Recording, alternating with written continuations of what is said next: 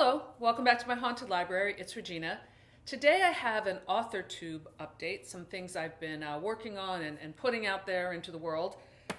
So if anyone cares, now not to be so pathetic, it is hard to get people to, to read your work, but it doesn't stop me from keep putting it out there.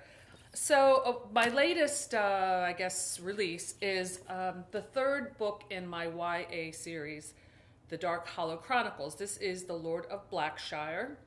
So this is number 3 in the series, and it's the thickest one yet. And all the covers are by Consuelo Parra. I have one more in the series to go that I'm currently writing on Wattpad, and I'm almost done. I'm in the final stretch, I guess you could say. So when I look at this now, I do feel, especially when I look at with the other ones, I do feel a sense of pride at having written pretty much a complete series. And I owe a lot of that to Wattpad for kind of inspiring me to write for that audience. And the readership that I have on that site is so amazing. I mean, they really kind of keep me going with when are you doing the next update and kind of spurring me on a bit. So my plan is to, once this 4th book is finished and edited and I have it printed, which I hope to be doing within the next couple months, I'm taking the series down from Wattpad except for the first book. So I don't know if this is going to work, but my plan is to kind of attract people with that first book that you can read for free, and then hopefully maybe they'll get into the rest and buy the rest of the series. It's been really tough to get an audience to do a transfer from Wattpad, which I have a really good audience, into other platforms like Google Reads. I put it out there, the first book, Smashwords. I get downloads, but I don't get a lot of feedback. Same with Amazon. I don't know. It's really hard. I'm trying to do all the right things, so I'm going to just keep working at it. So it's out there if you like a good kind of gothic YA series. I've got lots of tropes in this. I kind of cover all the bases, from exorcism in this book to witchcraft in this book to ghost in this one. And then in the 4th one, I have kind of a demonic possession and shape-shifting. So covering all the bases. So what else? I have a book of poems that I put out. This is a very slim volume. This is called Remembering the Dead. And I honestly didn't expect to get any kind of sales on this. I do have it on Kindle Unlimited, and it does get a lot of reads on that. So, that's nice. For poetry, I'm just like putting it out there. Another beautiful cover by Consuelo Parra. I will link his Facebook below, and I hate to share him with anyone because I just wish that he was just my exclusive designer.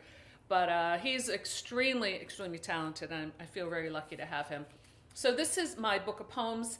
This is kind of like, I would consider it graveyard poetry.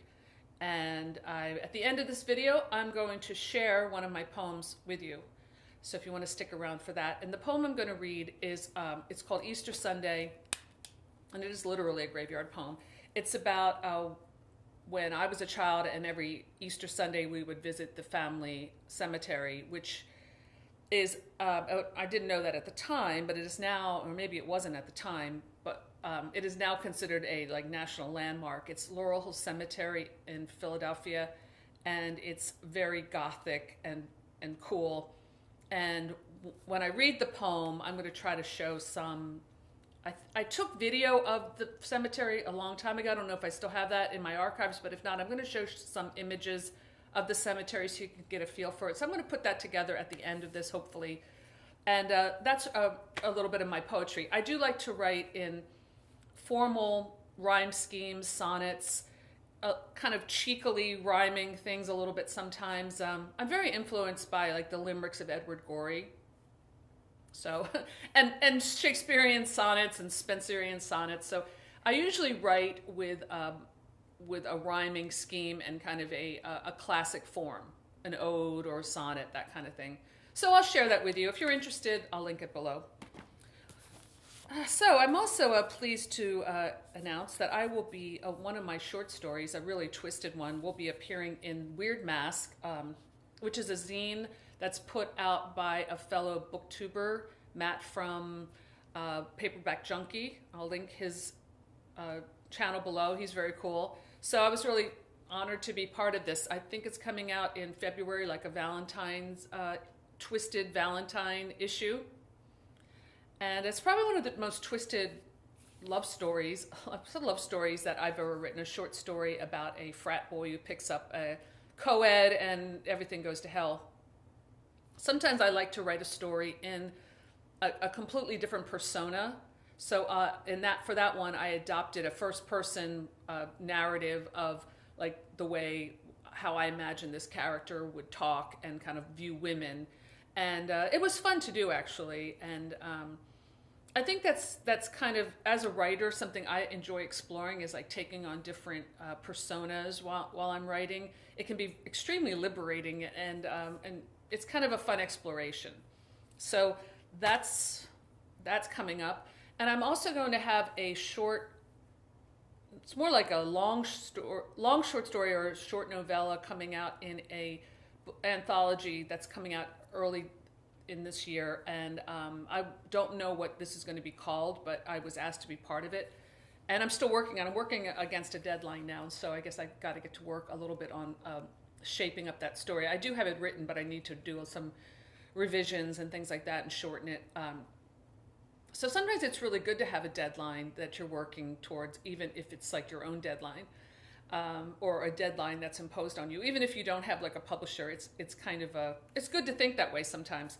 So so that's what I've been doing with my writing. And like I said, the fourth book in the Dark Hollow Chronicles should be, it's called Lady of the Manor. That should be finished soon. I'm almost at the final climax, I guess you could say. I'm building up to that, and then after that, I have some other ideas for some horror, probably in more like novellas, shorter works that I'm kind of mapping out.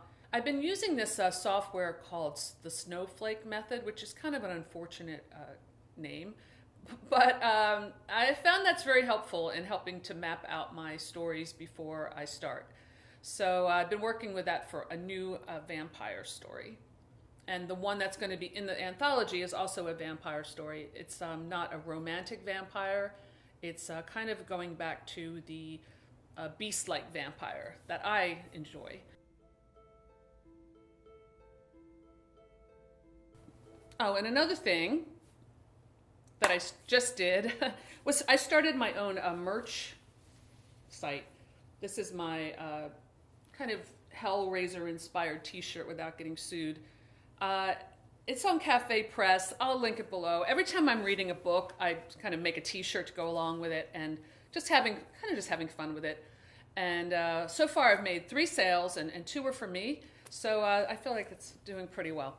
Anyway, that's all I have for today. I'm going to leave you with my poem, Easter Sunday. I hope you enjoy it. So that's all I have for today. Thanks for stopping by my haunted library, and I'll see you soon. Bye. In our Sunday coats we stay, a sunny day, when colored eggs and sweets we crave, a visit to the family grave. Up the thorny path we're taken to the hill where marble crypts and busts of men, their ranks forsaken, rest in shades of obelisks. An actor who revered the bards, now dust beneath a stately stone. He held his art in high regard, for all his lust, his name's unknown. Frozen neath a sheet of glass, a child's grave, and on display, a bear, a boat, a horn of brass, all wait forlornly by an urn, through light and dark, for his return. White tulips on a verdant mound, strewn with withered wreaths, push their buds through rain-soaked ground, past tokens of a former grief. Each year their pretty promise ends, for death's vain hope to rise again.